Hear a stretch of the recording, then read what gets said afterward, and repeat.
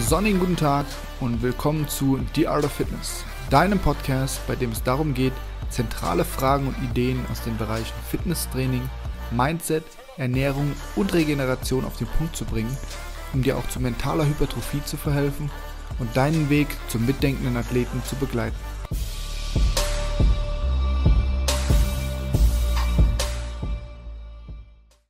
So then, welcome everyone to the first English episode of the podcast, The Art of Fitness.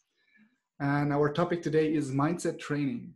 And if I consider mindset training, I couldn't think of a better person to explain that to us. Its importance in the sport of fitness, its importance and trade over to everyday life, what mindset training can do for you and what it probably can't do for you than our guest today. So he's, from my point of view, true badass, former elite British soldier, explanation Royal Marines Commando, CrossFit coach, an entrepreneur and the head coach of Mindset RX, and the mindset trainer for some of the elite CrossFit athletes like Brant Fikowski himself. So please give a very warm welcome to Tom Foxley of Mindset RX. Thank you very much, man. Glad to have you here. That's quite the intro. Thanks, man. I feel honored. Oh, my pleasure. Would you like to take a few seconds to introduce yourself as well? Yeah, sure. So yeah, I think you nailed the main parts of it. It's kind of a summary of what we've done, but essentially what Mindset RX does, and what we help is we help athletes reach their next level of performance. And really, so many athletes have kind of reached this plateau where they're feeling frustrated and they're kind of like self-critical and they want to reach the next level, but they don't know how. And they've got in place the nutrition, they've got the recovery, they've got the training program, they've got a good community around them, but there's still something missing. They still feel like they're not moving forward. So that's what we really do. And I suppose my job is the founder / CEO / coach of that area. So yeah, that's a kind of a quick summary of me. Awesome. How did you start with mindset training? How did you discover this is what's kind of missing? Yeah, I had loads of my own mindset challenges, as we all do, and I was very, very fortunate to meet some mentors at a time when I was not so much in training, because I was training for the Royal Marines, like you mentioned, but in terms of life generally, I was really lacking structure, guidance, a way to keep kind of mental control, to keep tabs on what I wanted to think and feel, and to not be overrun by emotion at any time. So I had all these pause and I felt kind of conflicted and like everything was all over the place. And as I was saying, I was lucky enough to online bump into some mentors, Ryan Grasso and Carrie Campbell. And they really showed me what mindset was about for me, as a kind of a whole individual. And that really started my mindset training. And from there, I mentored under them.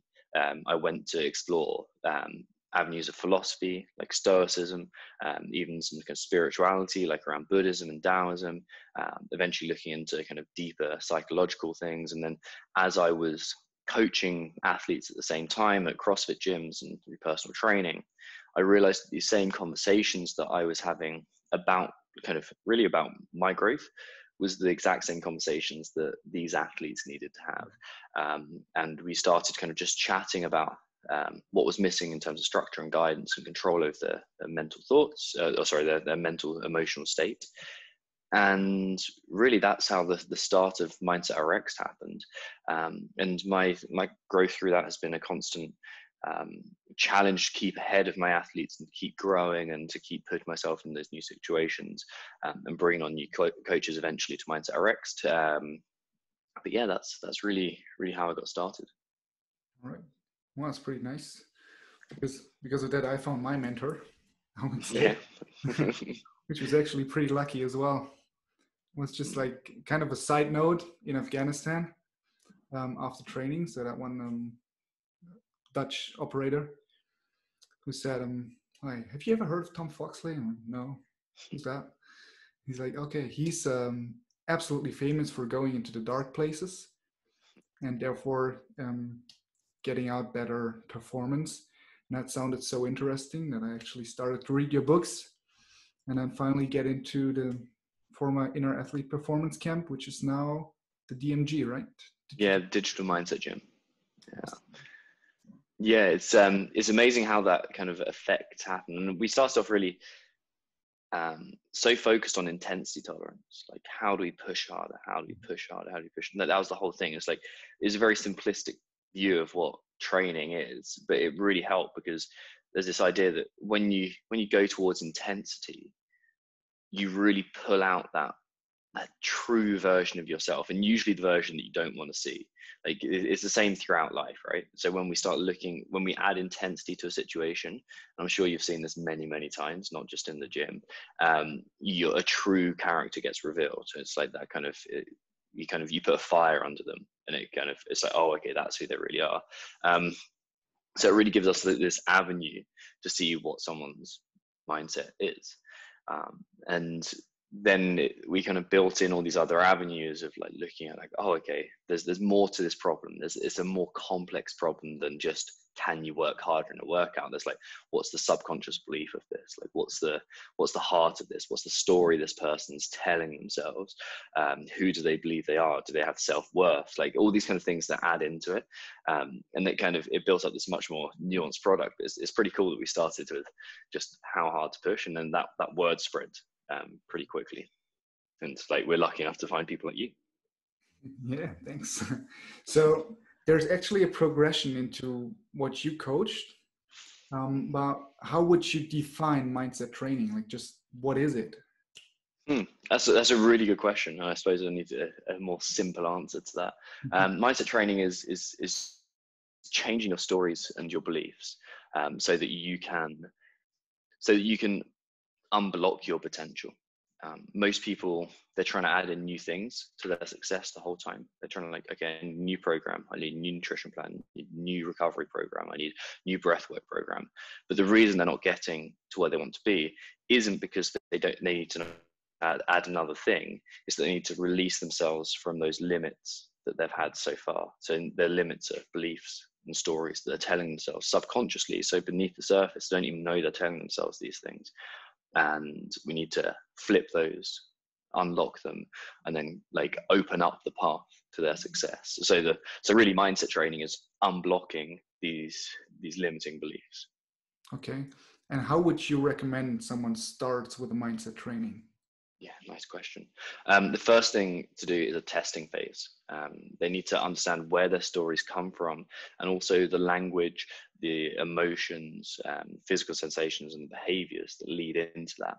So maybe whilst they're training, they hear something like, I should be there by now. I should have this skill. I should be beating so-and-so by now. I should be doing Fran in sub 3. I should have this kilogram snatch or whatever it is. I should be there. Now, that phrasing, you can take it as just like, the initial thing most people try and do is just push it away, stow it away. It's like, okay, I'm going to ignore that. I'm going to shout over the top of it. And you hear a lot of coaches saying, like, just get aggressive with it, or just shout, like, just say something to yourself, get angry. And that doesn't work, because the harder you push it away, it just comes back. So the first thing someone needs to do is like understand, okay, what am I thinking? What are the thoughts go in my head? Some people might not have a load of thoughts. Sometimes it might just be an emotional pull. It might be like, oh, okay, I just feel heavy and lethargic. I feel slow. Maybe I just feel sad. Maybe I feel anxious and fearful and doubtful. Maybe those are the things that are going through. So the first thing we need to do is really dive in deep to, okay, what are those exact phrases? But more importantly, what do they come from? Why are they there? Because they're not just random. They're not just these, like, it's not just mental chatter. There's a source of them, and that source is a story. And it's a story that we're telling ourselves, and it's a story that we've picked up from outside life. Like, maybe it was our parents, maybe it was primary caregivers, maybe it was our school situation, maybe it was our friendship group, maybe it was a significant event in our life, maybe it was childhood trauma, something like that. Like, it's created this narrative that we're believing is truth. And the first step of mindset training is really to bring up awareness of our thoughts and emotions, and sometimes our physical sensations and behaviors. Sometimes we're procrastinating, or sometimes we're not sticking to a plan, or sometimes we just feel tense and agitated. And then we need to find those, isolate them, and then track back to that story of like, oh, this is what I'm telling myself. This is who I believe I am. This is what I believe the world is. And I didn't even know I believed this, but I do believe this, and I now see it very clearly. That's the first stage of mindset training. If we can do that, then the rest becomes a lot easier. Right. But I have the feeling that either I'm still in the first stage, or I keep getting back to the first stage of awareness and finding new beliefs and subconscious beliefs. So does that ever stop? Probably. That's a good place to be. Yeah, I don't think it ever stops. That's just a sign that you're ready to keep on. People say it's like peeling back the layers of the onion. But if you imagine like a Russian doll, okay, so you know how you got the smallest Russian doll, so it's slightly bigger and slightly bigger and slightly bigger. Sometimes you can think of it like, okay, we're playing a very small game initially, and that small game is very unique. Let's use the training example of like, I should be able to do a bar muscle up or something like that. It's like, okay, the game is be a get us up, but that is inside a slightly bigger game, which is inside like, okay, like be good at gymnastics, and that's inside a slightly bigger game still, which is be a good athlete, and that's inside a bigger game still, which is like be a good human person, a human being, and then it's like be the best for the community, and then it's like be the best I possibly can. That's the ultimate game we're hopefully all playing, like reach my potential. And really what we're doing is we peel back the layers, or we peel back the beliefs, is we're going deeper into ourselves in order to play a bigger and bigger and bigger game as we go. Mm-hmm. Sorry, go ahead. So the ultimate goal is to be the best version you can possibly be of yourself? I think so, yeah. Like it's whatever resonates with you initially. You can like look at Stoicism, for example, when they say, the only good is to do the best for the other, for the rest of humanity. And if you can align yourself to that, that's great. But if that doesn't feel like it pulls you towards your best version of yourself and who you really want to be, then it's meaningless. So the first thing we need to do is start getting someone aiming up at success and like pulling them forward as they grow. Sure. All right, nice. So how do I do this? If I want to start mindset training and I want to get more awareness, how would I start? Like what's an ultimate tool you would say that's the best thing to start with? Yeah, it kind of depends. It depends where an athlete is, because we always start with observe your inner athlete in the Digital Mindset Gym. And we do observe your inner athlete because, and I'll explain it in a second, because like that's generally where people start. Where they yes, it's generally where people need to start their mindset journey, because they need to uncover this belief. But some people are in different points of their mindset journey. Some people have different limitations.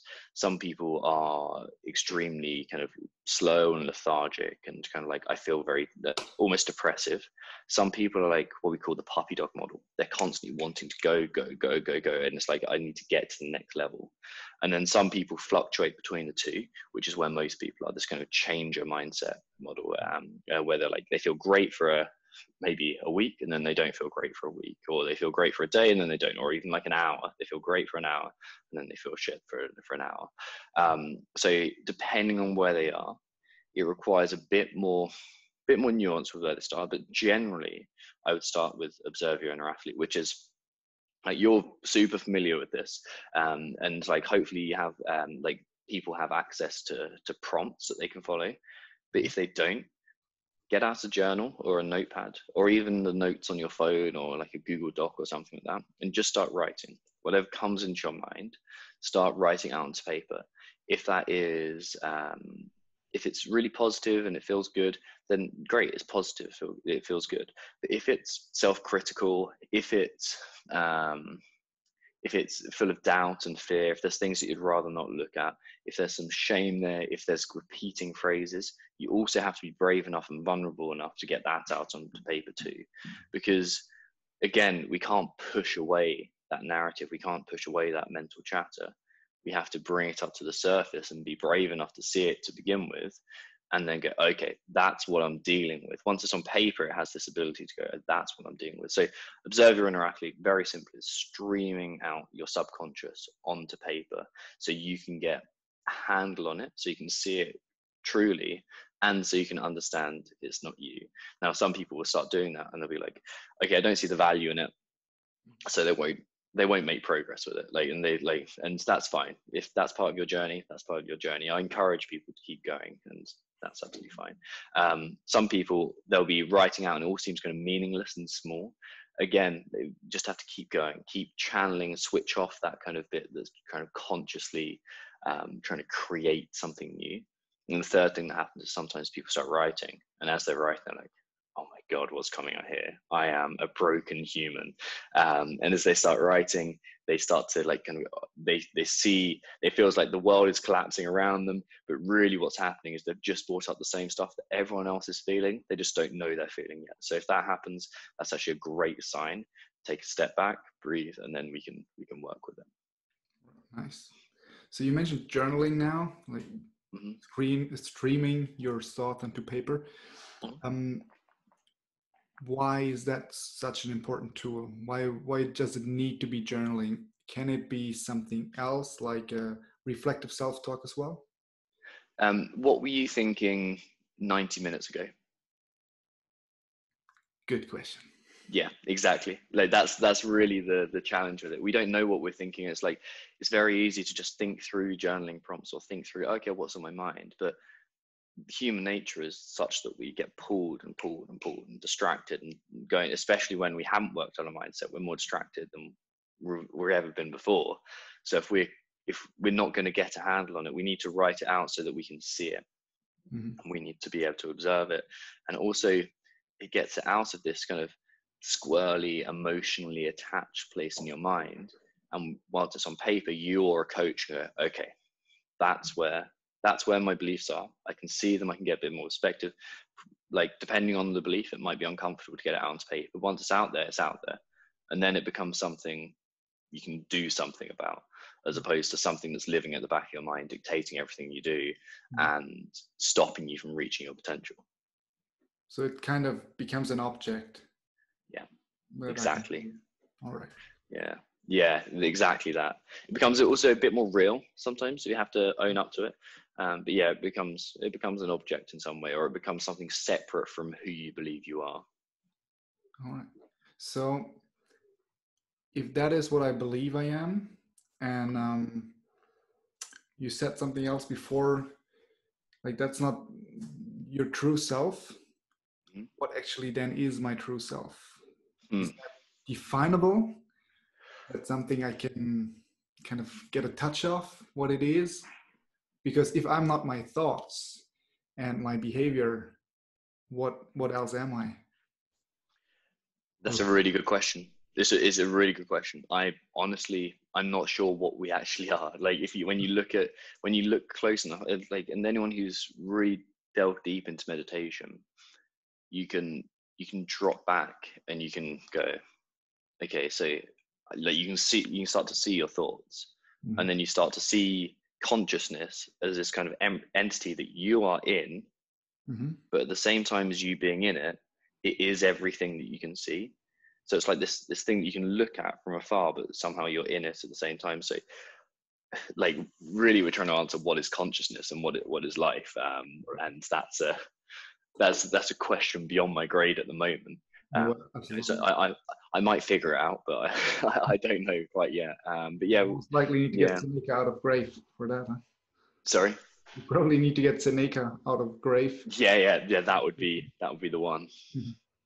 Yeah. But if I think about most athletes I coach and deal with, they are not as philosophical to ask these kind of questions, but also to ask it about themselves. What they want, in my experience, is a quick fix. Like, what do I do in the moment to have a better pain tolerance, to get a better performance in the gym?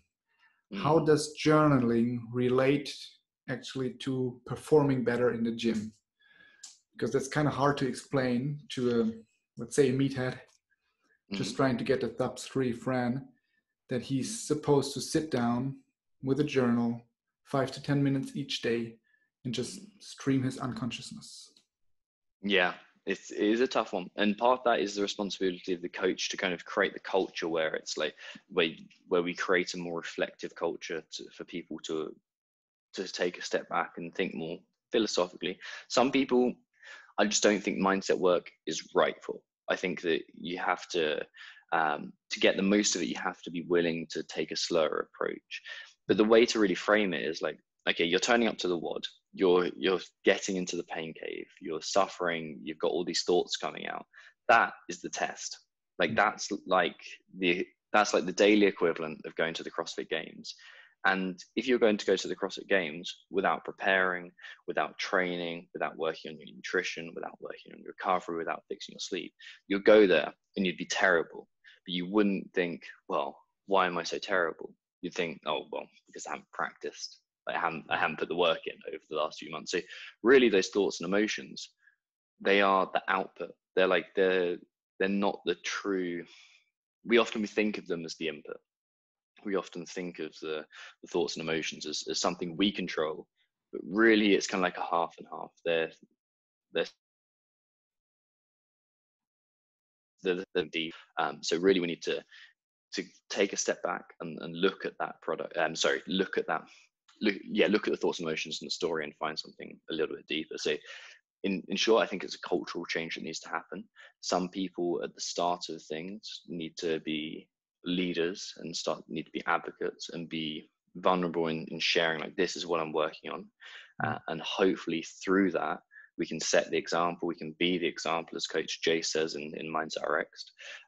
We can be the example, and then people can learn from us. It's a real cultural change, and it's exactly like, at a bigger level, it's a mental health and mental fitness conversation that we're having, where it's still stigmatized. It's still something that we don't talk about for whatever reason. But if we continue to have people at the front who are brave enough and willing enough to say, look, this is something I do, and then they share it, and then people see their results as a result of it, that's how we create the change. So I think it's really, we lead by example. All right. Are all athletes at the elite level doing mindset training? No. Some of them are, like, elite athletes are, like, they're a funny bunch, because some of them are born, and I think, I guarantee Matt Fraser's worked very hard, but I also think he had exceptionally hard, more than probably anyone else. But he, from what I can learn, had an upbringing which was conducive to creating the beliefs and the self-image that he needs in order to perform his best. So sometimes when we look at elite performers, they're not the best people to learn from, because they had yes, they've worked hard, and I don't want to take that away from them, but they had the luck to be born into that situation and for everything to evolve for them to sit in that situation. What we need to be looking at is like those people who have really, like, who break the mold, who shouldn't really be there, who are continually like pushing the boundary, and people who have struggled with mindset work. That's really an importance. They're all doing it to some point because they're probably aware of their mental emotional state, whether they're doing it in a formal way or not. But I do see more and more people looking into, especially, well, I'm talking within CrossFit, I see more and more people, or functional fitness, I see more and more people looking to train their mindset and realizing that it's important and actively talking about it, which I think is only a good thing. Not enough people are doing it, because I think there's always more to give. But yeah, it's mixed. It's mixed, right?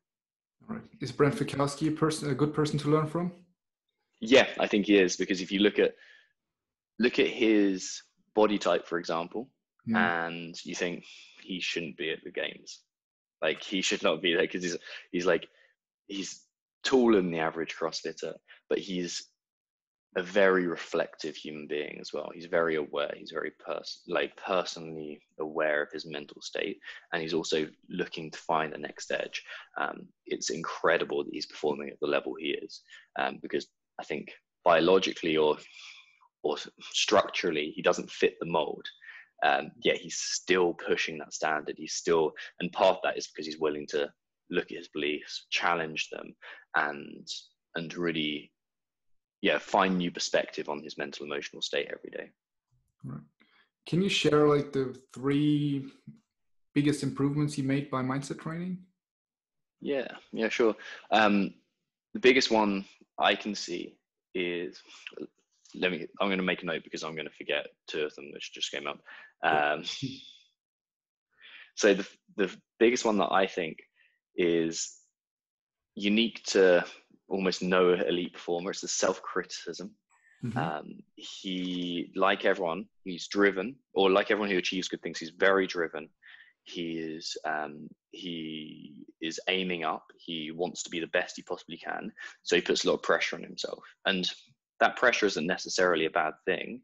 But what he's been doing is learning to put that self-criticism to one side, and to move back and to kind of see it and go, okay, it's here, and now have a better response at the end of the day. I think that's probably the biggest thing there is. And then also, he's become much more self-assured. I think that's the big thing that he's seen from mindset training. He's become very kind of, okay, I've got this. There's no kind of franticness. There's no doubt that's going on. It's like, okay, right, I've got this. It's this quiet, cool, calm confidence that I really think he's getting. And then the final thing I'd say is intentionality. He's very intentional with what he does now, and like it's natural for athletes of all kinds, whether they're elite athletes or not, to be kind of scatterbrained and to kind of go, like, there's so many things to do, especially within the sport, which is the sport of fitness. Like, there's such a wide ranging thing. There's like so many things that you could be working on, and you feel that you should be working on. And it's about identifying those 1 to 2 things right now that I can do, that will move me forwards, and not wasting mental energy thinking about, like, okay, I should be doing this, I should be doing that. And because, like, as Brené Brown likes to say, should is shame plus could. So we're just shaming ourselves into doing more things, which really doesn't help us move forwards. So really what we're looking to do is become intentional, purposeful, deliberate in the moment right now. And that's like something Brent's been doing fantastically, and that's the kind of the big objective that we want to get people to. Nice. You mentioned the pressure he puts on himself. How do you assure, or how does he assure, that pressure is not too much, not destructive? Part of it is about finding a vision and a goal that's more meaningful to you than the external outcome.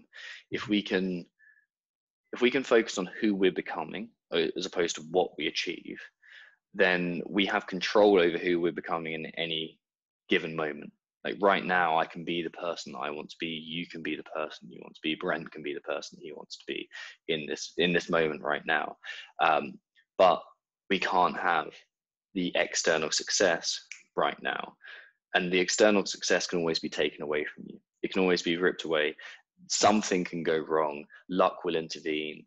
But if we can focus more on who am I becoming, what traits do I want to really display, what part of myself do I want to develop, what do I want to push, and who do I want to be right now, then it kind of takes the pressure off, because we're always focusing on controlling the controllables. And that's really like a neat phrase that if we look at, like, am I controlling the controllables? Usually the controllable is anything internal. Okay, you're controlling that, and you letting the externals, like the uncontrollable, drift away. If you can do that, that kind of takes the pressure off. You're focusing on less things. You're not trying to control things which are impossible to control, and that takes some of the pressure off. Part of it is just creating a true vision of who you want to be.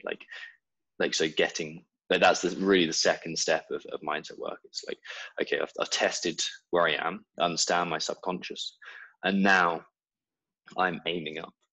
Who do I want to be? Yes, what do I want to achieve? But why? Like, what's the person I need to become to do that? What's it going to look like, feel like? Can I immerse myself in that world? that is the second stage, which is aiming up. And when we have both those pieces in working in harmony together, Mm-hmm. that's a good place to start a mindset process. All right. And if he has that, or by having that, does that help him deal with setbacks like not making the cut to the games or being defeated in regionals? Yeah, definitely. It gives you some perspective. It definitely gives you some perspective. Like the thing about life is that shit happens, right? Like whatever situation, it's Murphy's law. Whatever can go wrong will go wrong, and that's just part of life. And there's always an element of suffering to life. Like life is suffering. That's the first fundamental law of Buddhism. Like life is suffering. So if we have that perspective and know that it's going to happen, and we're not trying to reject what happens externally, most of the work we're doing, most of perspective is self-compassion, and that's just acceptance of the world as it is. So if we can go, okay, this is the world, okay, I'm fully aware of that, I'm understanding of that, and I'm not trying to force a different reality, then I can accept it, and then I can move on much quicker. I can go to the next thing which I can control. So yeah, it links into that. Can you control the controllables and ignore everything else? Right. So then probably it's not who he wants to be, is not the winner of X, Y, and Z, but it's something bigger than that. So being defeated is shitty, and it's okay to grieve for a day or something, but then back to the game, move on, and control the controllables and be better next time. Exactly. Yeah, it's both what he wants to achieve and like what he wants to win. Is same for all of us, but it's also a bigger level of who you want to be as a spouse, who you want to be. Like people forget about athletes that, and I think they forget about themselves as well, especially when they're serious within CrossFit, that they have a real job. They have a partner.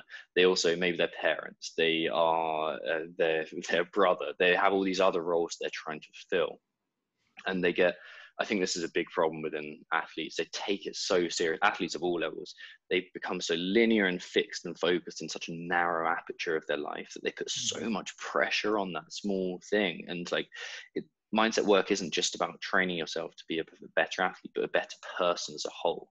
So if we can look at that wider avenue, if we can look at that kind of bigger picture and go, oh, this is who I need to be. Remember that analogy of the Russian dolls? Like it's that bigger game, the bigger game, the bigger game. So if we can look at like, okay, what does being a good person look like? That filters down to all these micro skills, and then we become better. Well, whatever you've got, reaching your next level of performance, or better, even more micro level of getting better at that transition in a muscle up, or whatever it is. If we can really align ourselves, create a line between all those goals, and so they stagger and they stack quite nicely, then we have progress. Nice. That's still pretty abstract, of course.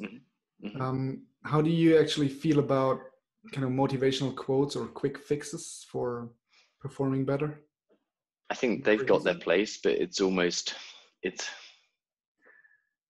they are just a quick fix. Like you said, a motivational quote is a trite phrase of like, it makes you feel a certain way and it gets you to do something very quickly.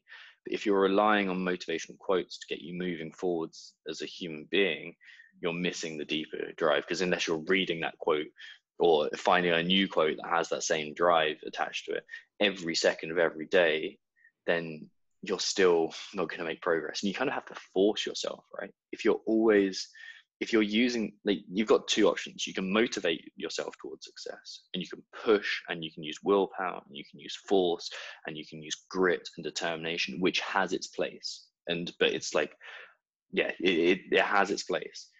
Or you can address the subconscious driver and just have endless motivation and drive anyway, and it doesn't feel like difficulty.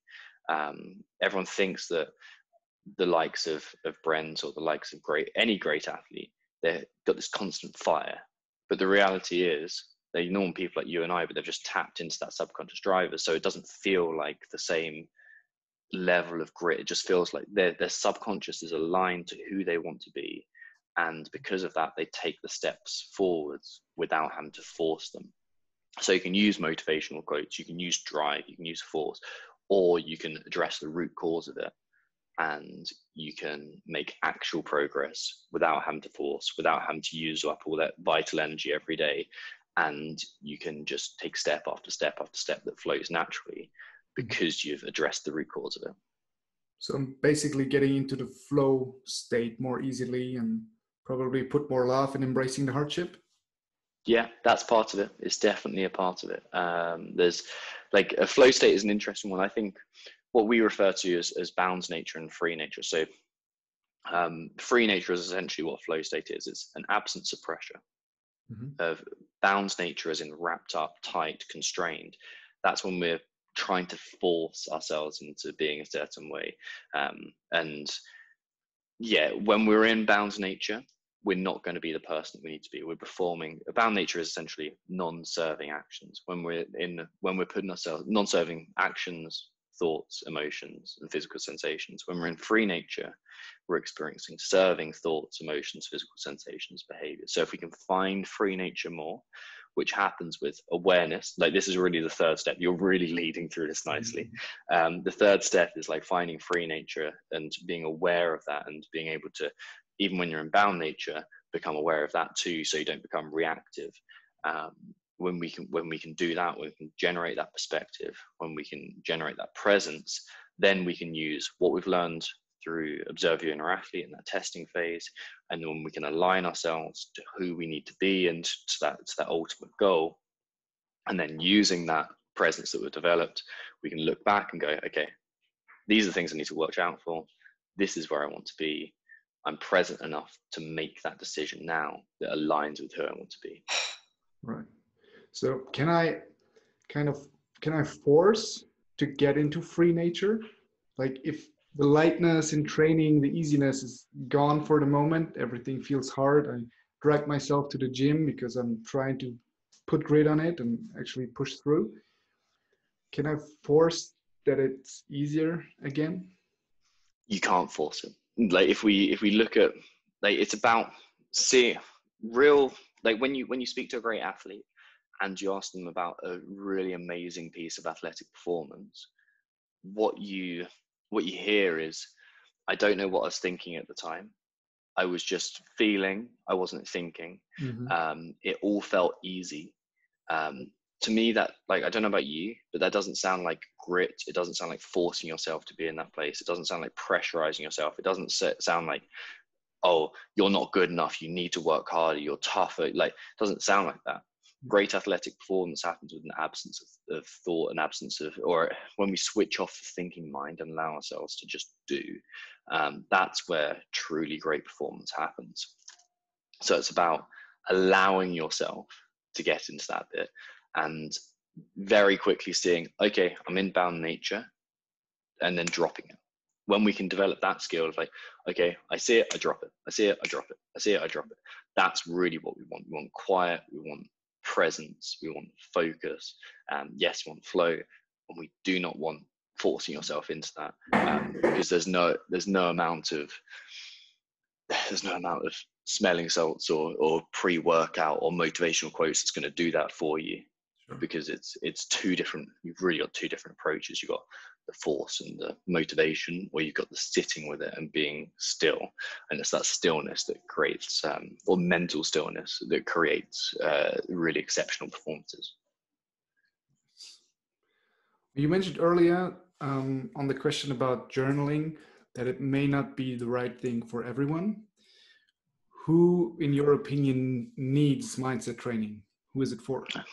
I think everyone needs mindset training, but I think that avenue through which we use it has to change depending on where someone's awareness is. Someone can be in a very reactive, very essentially scared position where they're not ready to sit back and journal. What they need is conversation, and they need to have their awareness changed, and they need to have some really fundamental beliefs changed of like, okay, like you're struggling with this, you don't know why you're struggling with this, but here's like some things that are going to change your mind and make you realize that, oh, mindset is part of this, until someone's really taken on board that, you know, mindset's part of what I'm doing, or a mindset is a problem here. they're not going to change the outcome. Really, where we're focused is giving people that chance of like, okay, I know mindset is important. How do I need a structure, I need a system, I need a process. That's where we're focusing right now. That's like, because we can't help everyone at the moment. We're going to get there. But right now it's like, okay, like those people who are ready to train their mindset, those people who are looking for a system, who understand that, okay, my thoughts aren't, I'm too self-critical, I'm too full of doubt, I'm too frustrated at my lack of progress, I want to be there and I'm not, I'm worried that I'm not growing quick enough, I'm worried that I've reached a plateau and I don't know whether I can go any further. And people who understand that their mental emotional state is full of things that I'd rather not have there, those are the people that I think are ready for mindset work, and who can become the example for other people and create this bigger cultural change. Nice. You've just kind of recently, more or less 18 months ago, moved to Canada from then Europe, from the UK, right? Do you see any difference in how Americans or North Americans kind of deal with the mindset issue or the mindset training, and Europeans do? Yeah, definitely. There's a huge cultural difference. People are much more open to talking about it out here. They're also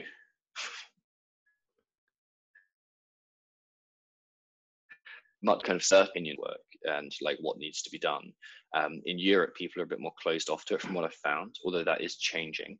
But they're also open to more, like once you get there, they're open to more kind of conversations about it, and open to more. Yeah, I think there's, and also on the West Coast as well, there's a very different feeling around health and wellness. Like it's very much a Lululemon yoga vibe out here. Like as soon as you go down the West Coast, it's kind of very liberal in terms of like, or left leaning in terms of politics out here. It's a bit more open discussion. Obviously you've got all those different elements, and then as you go to different, so there is a cultural difference in terms of mindset and what I'm seeing. Both have their challenges, both have their there's a bit more of, I can't speak for the whole of Europe, but in the UK there's a bit of more of a like keep calm, carry on, throwback to the Second World War kind of feeling of like, okay, right, yeah, keep still, I can do this, a bit more grit, but that obviously gets in the way in other ways as well. Yeah. I can actually admit that the West Coast in Canada, and especially Lululemon, does change lives. Yeah. Because that's actually how I met my wife, although not in Vancouver. Nice.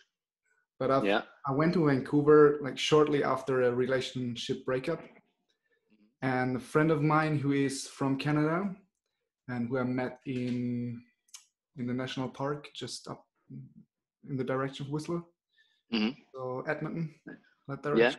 Yeah, nice. Yeah, he was trying to build me up, and he said, "Man, if you wanna get to know beautiful women, just follow that logo," and showed me the Lululemon sign. The Lulu, okay. Yeah. All right, I'll do that. And from then on, I saw that he was right. Women in the Lululemon pants.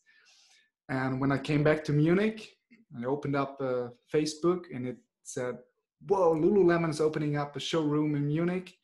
And do you want to go to the opening party?" I was like, "Yes, for sure." Nice. I came in, and she stood there, and that was love at the first sight. That's fantastic. What a story. Lululemon changed lives. That's the summary of that. I should sell that as an advertising. Yeah. You should do. Yeah, you should send this little snippet to them. They'd love that. It's a story to build some marketing material out of. Yeah, for sure. Awesome. I have one more question from the community. Most of them we've already built in, but this one is, how do you prep for a heavy lift? And I mean, you do have an awesome blog article on your website, which I will for sure link in the show notes about that. But could you explain on what you wrote over there? Like that's how you of course. Observed someone just being very calm before the lift instead of doing a quick fix or anything else that people might want to have. Yeah, sure. So a heavy lift is a huge thing, especially within Olympic lifting, because there's so much complexity to it. like, just think about snatch. There's so many moving parts. It's such a beautiful fluid movement that, like, kind of getting under a bar in an effective way is a really like complex thing. And then to like compare that to, I don't know, a deadlift, which is like arguably complex but more simple. That's two different kind of mentalities that we take to that, like grip and rip compared to like a kind of an Olympic lift snatch. And then even then to compare that to a 5K run or an ultra marathon, you can realize that those different aspects of training, they require completely different mentalities. Like, you can imagine turning up to do, I don't know, Grace, and then having the mentality of, so Grace 30 clean jerks time at 60 kilos or 62.5 kilos. You can imagine turning up and doing that with the same mentality that you'd have on doing, let's use an Ironman triathlon. It just wouldn't work. You'd be way too calm. You'd be way too kind of relaxed about it. But then you can imagine trying to complete the Ironman with the same mentality that you'd want to do a 1 rep max deadlift in. You'd just destroy yourself in 10 seconds, and then the whole thing would be awful. So really, it's about matching the it's about learning to match the desired outcome, learning to match the kind of the environment you're putting yourself in with the mentality that you need. A big part of that is allowing yourself to access that free nature that we talked about, to just stepping back and allowing your body to feel what it needs, and then letting that do the work, letting the training take over. But then we've really got a few elements, and like, I'm not going to go into all the aspects that build up the arch, because there is in the blog article. But if you think about, on one side of the arch being completely still, like kind of vinyasa yoga type thing, very slow, very kind of very fluid, not much complexity there, not much power output, not a lot of explosive force. And on the other side, on the full arch, we have let's say a 1 rep max power clean or sandbag throw or something. Power clean because it's less complex than a full lift. So really on the side with the yoga, we want very calm, very relaxed. On the far other side, we want kind of a bit more excitement, a bit of aggression, a bit more snappiness.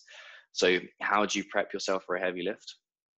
You have a process that you go through that makes you present. So maybe it's just like, okay, mine is, I'll chalk my hands, I'll step up to the bar, left foot, right foot, grip, breathe, shoulders back, and then I go. So it creates presence. But also we have to try and drop all that self-talk, drop that complexity. But also it's about like, okay, what phrases do I have personally that resonates with me that might drop me into that session? What things can I imagine that might drop me into that mindset, so I don't have to think, I'm just putting myself in that state.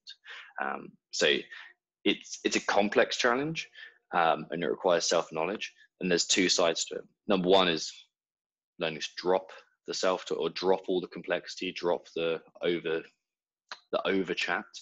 And another part of it is prompting yourself very subtly with small things that will drop you in there.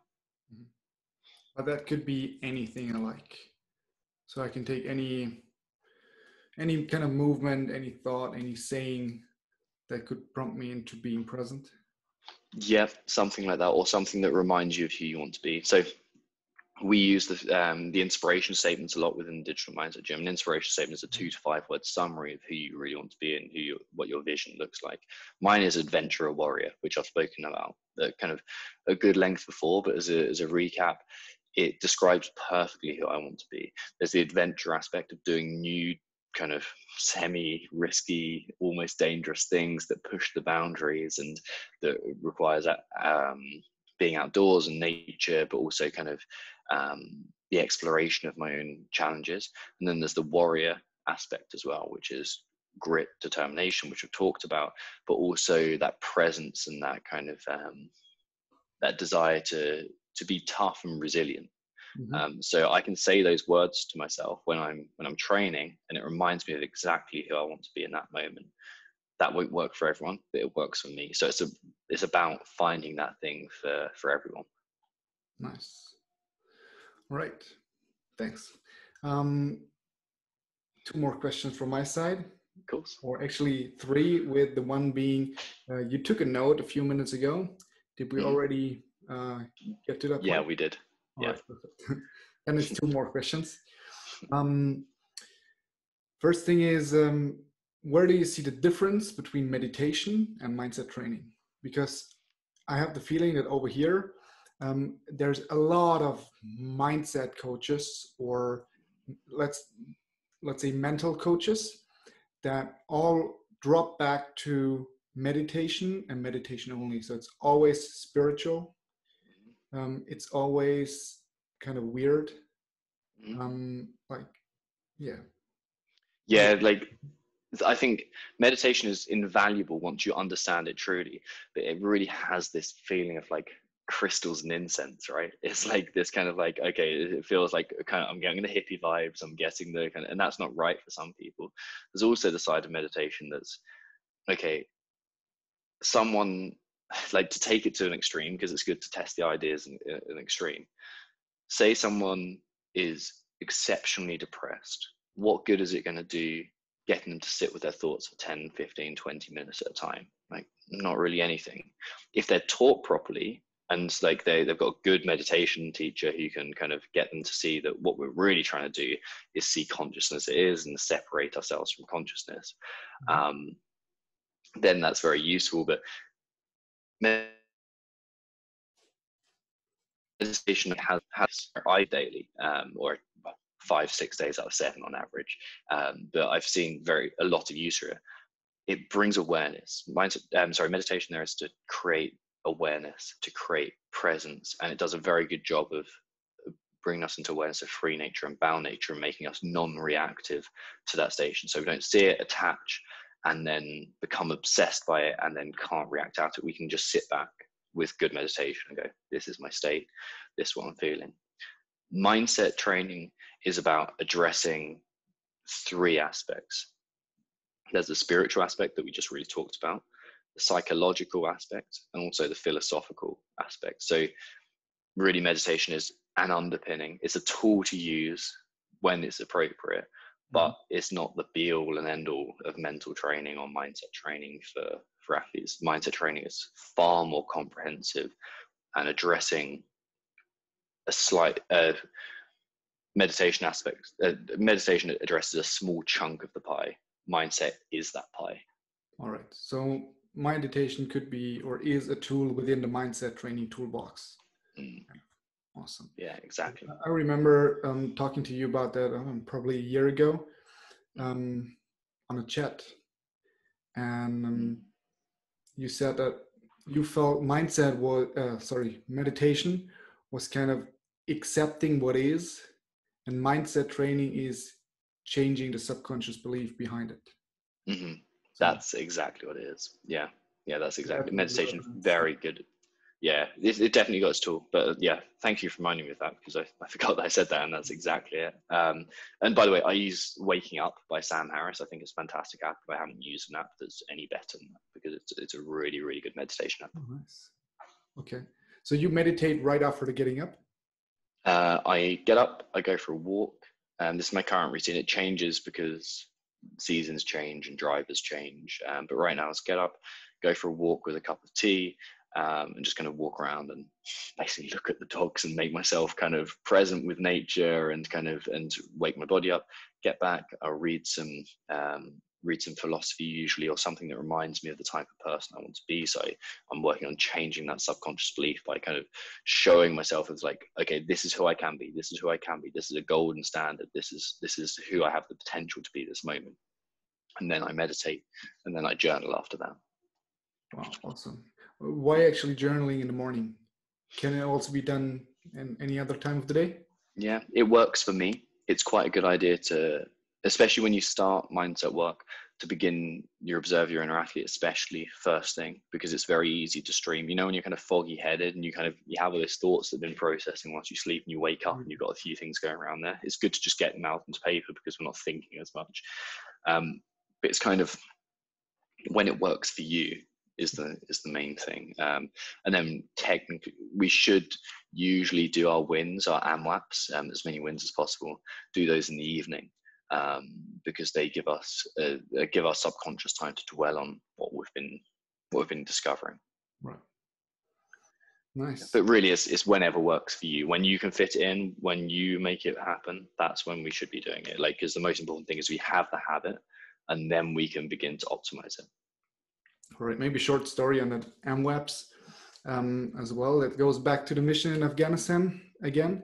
So I had a really, really shitty day, and I was totally upset by how things went. And I was shortly before going to bed and felt like, wow, what a shit day. Honestly, there's absolutely nothing good here. But by that time, I was working with a gratitude journal, like the 5-minute journal, and it asked for 3 positive things that happened today. And so I started doing that, and I was like, there's absolutely no way there were 3 positive things today. No way. But sat down, I found 3 positive things, and my mind changed for 180 degrees. So I went to bed being absolutely happy that these 3 things happened. And of course, I swear I had better sleep. I woke up with a better mood, and the next day was awesome. So there was only one time it was in this extreme, but it's still one occasion that I look back to when I feel like, oh, I'm so tired, I really don't want to do my AMWAP now. I'm like, okay, you never know what potential is in that, and how much better you will feel after doing it.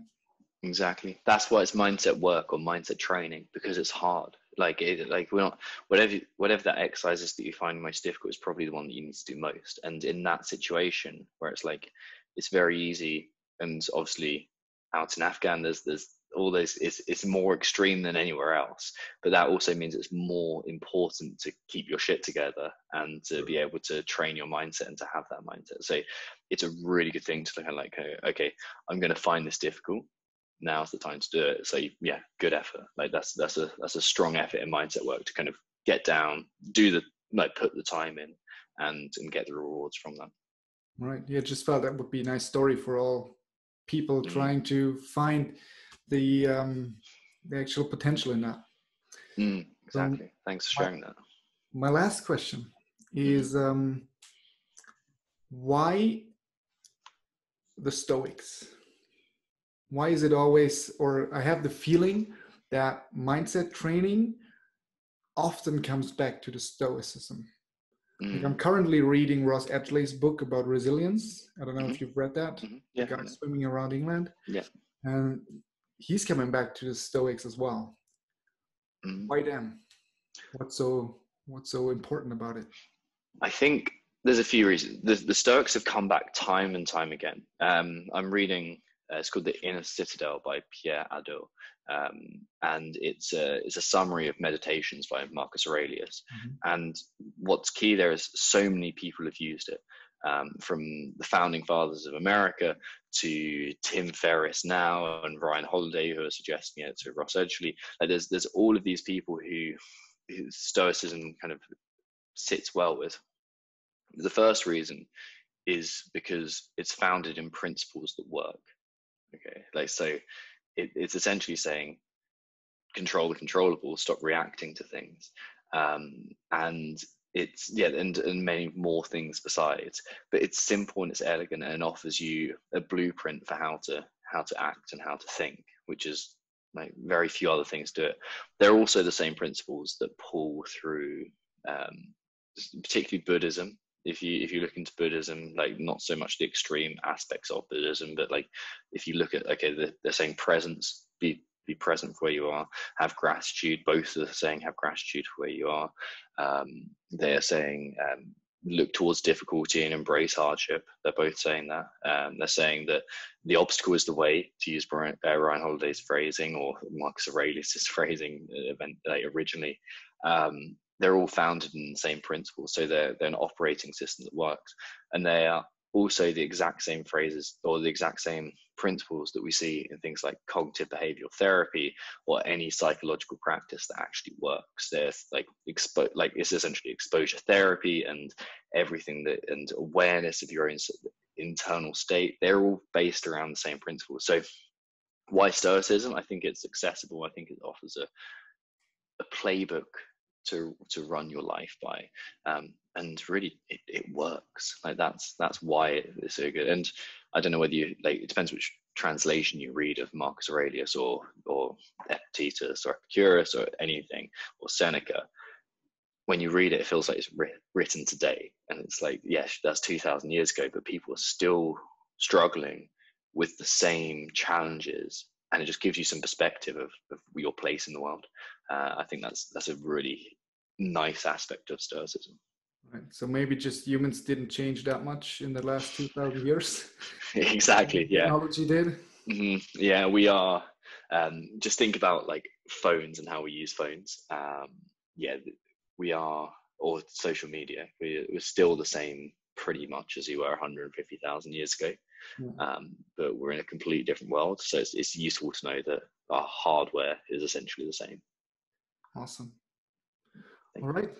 And that concludes my questions. Is there anything you want to add? No, like that's, all very, very useful. And in the coming days, I'm going to be coming out with a new guide for athletes who are kind of frustrated and want to reach the next level. So I should have prepped a link for that, but there's no link. So you might have to head to Instagram and search for @MindsetRx, which is obviously @MindsetRxd. But yeah, make sure there's a link. Thank you. That's really the best place. Sorry, you were just stopped by the. Oh, did I just stop? Yeah, I just said that's the best place to find us. There's that's where I'd head. Awesome. Then thanks a lot for your time. I really appreciate, especially taking so much time for letting us know what mindset training is and what it has in store for us. It was very educating for me as well. Thanks. Always is talking to you. Yeah, thanks a lot. Thank you. It's an absolute pleasure. Das war's mit der heutigen Episode. Schön, dass du mit dabei warst und dich als mitdenkender Athlet weiterentwickelt hast. Wenn dir die Episode gefallen hat, teile sie bitte und vergiss nicht, den Podcast zu bewerten. Denn nur mit deiner Hilfe können wir es schaffen, möglichst viele Menschen dazu zu motivieren, zum mitdenkenden Athleten zu werden. In diesem Sinne, walk the talk und finish strong. Dein Art.